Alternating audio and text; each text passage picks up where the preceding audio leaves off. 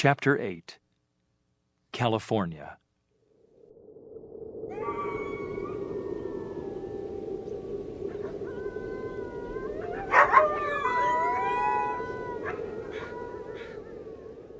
Listen to that, Matt said at supper one night. Scott listened. A low, sad whining noise came through the door. That wolf knows that you're leaving, Matt said. I can't take a wolf to California, Scott replied. Next day, 2 Indians took Scott's bags to the dock. Scott came to the door of the house and called White Fang inside. I can't take you with me, he said, and he rubbed White Fang's ears. Now, give me a growl and say goodbye. White Fang did not growl. He pushed his head between Scott's arm and body. The sound of the steamer came from the river. It's time to go, Matt said. The 2 men shut the doors of the house and went down to the dock. From the house came the noise of White Fang whining. Write and tell me about him, Scott told Matt. Some minutes later, Scott went onto the steamer and the 2 men said goodbye. Suddenly, Matt saw White Fang on the boat, behind Scott. There were cuts and blood on the wolf's face. Well, look at that! He jumped through the window to be with you, Matt said. Scott did not answer. He was thinking quickly.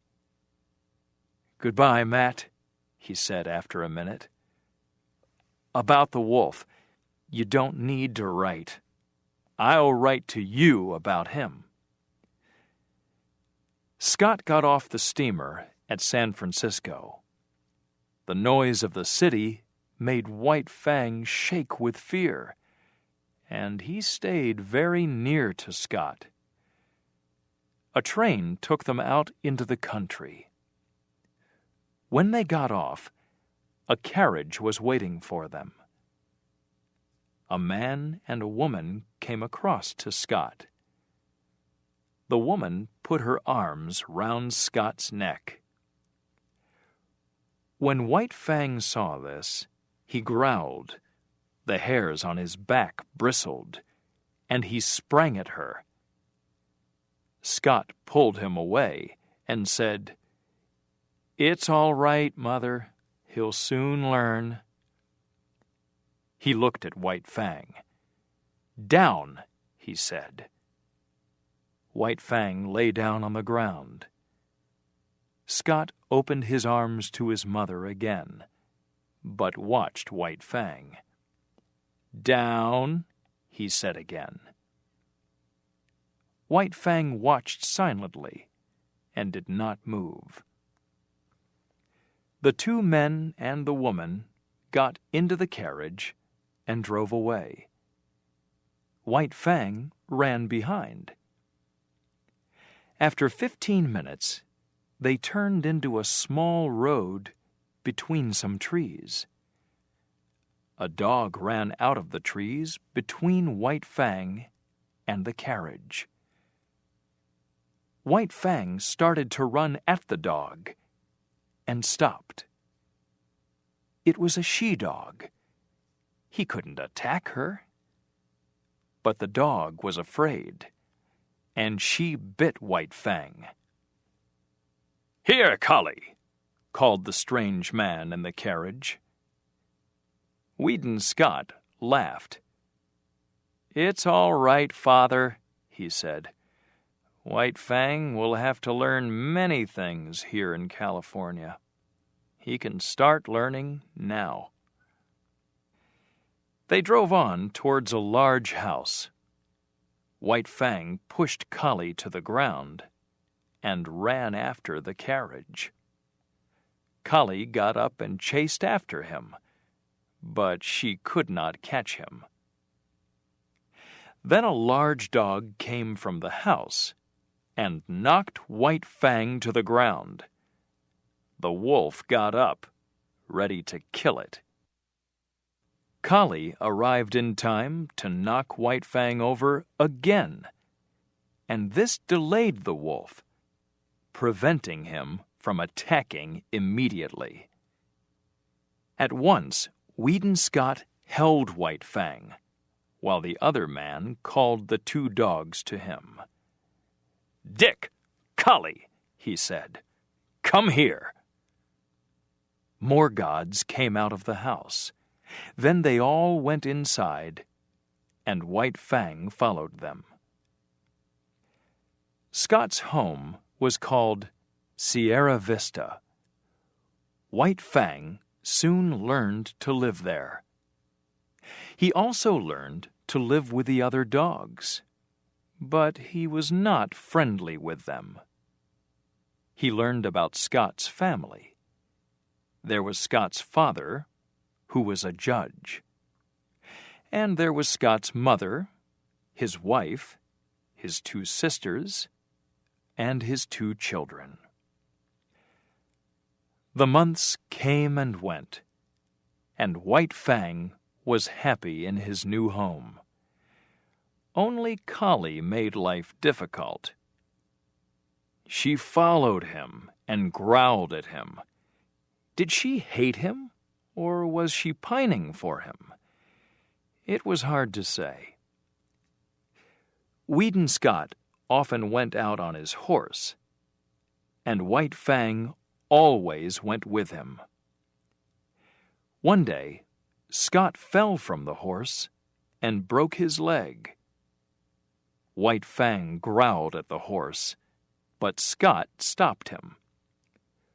"Home!" he told White Fang.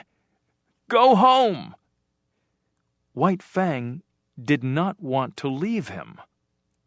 Scott saw this and spoke quietly. "It's all right," he said. "Go home and tell them, Wolf." The family were sitting outside the house when White Fang ran up to Judge Scott and began growling. "Go away and lie down," the judge said. Then White Fang turned to Scott's mother and tugged at her dress with his teeth. "Something's happened to Weedon," she said. They all got up quickly and followed White Fang to help Scott. After this, they all loved White Fang. In the second winter at Sierra Vista, Collie became more friendly with White Fang. One day, they ran together in the woods, like White Fang's mother Quiche and old One-Eye all those years before. Around about this time, a prisoner got out of San Quentin prison. His name was Jim Hall, and he was dangerous. For days, the police tried to catch him, but he was too quick and too clever for them. The women in the Scott family were afraid. "You sent Jim Hall to prison, and he hates you for it," they said to Judge Scott. "Perhaps he'll come here to attack you."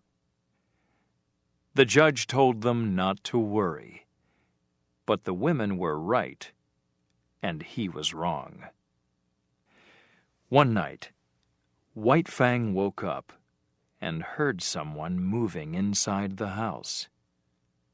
He smelled a strange god, and the hairs on his neck bristled.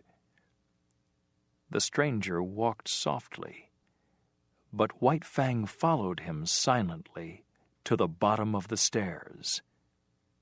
The stranger stopped and listened. White Fang knew that his master's bedroom was at the top of the stairs, and he knew that he had to protect his master from this stranger. As soon as the man put a foot on the stairs, White Fang sprang. The two of them crashed to the floor, and White Fang bit the man's neck. The family woke up to the noise of crashing furniture. Soon after this, there were sounds of gunshots and a man's scream. Then everything went quiet. Weedon Scott put on a light. Then he and Judge Scott came downstairs with guns in their hands. A dead man with a bleeding neck lay at the bottom of the stairs. Judge Scott approached and looked at his face. "It's Jim Hall," he said. White Fang was lying next to the criminal with his eyes closed and 3 gunshot wounds in his side. He was weak from loss of blood. White Fang did not die. He survived. He slept for many long hours, for many weeks, and his wounds closed. At last, after some months, he got up and stood on his 4 legs. All the family followed him outside and watched. Very slowly, White Fang walked to the stable. Collie lay near the stable door, and 6 fat puppies were crawling about and playing beside her.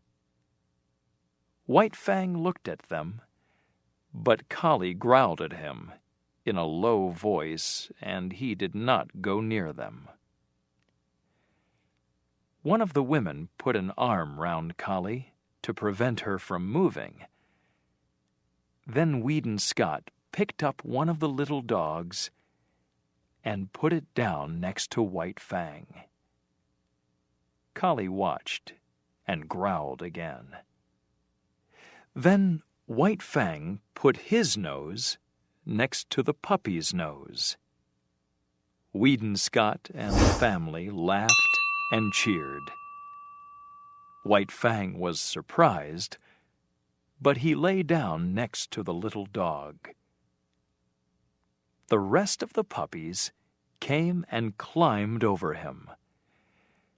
Happy at last, White Fang went to sleep in the sun.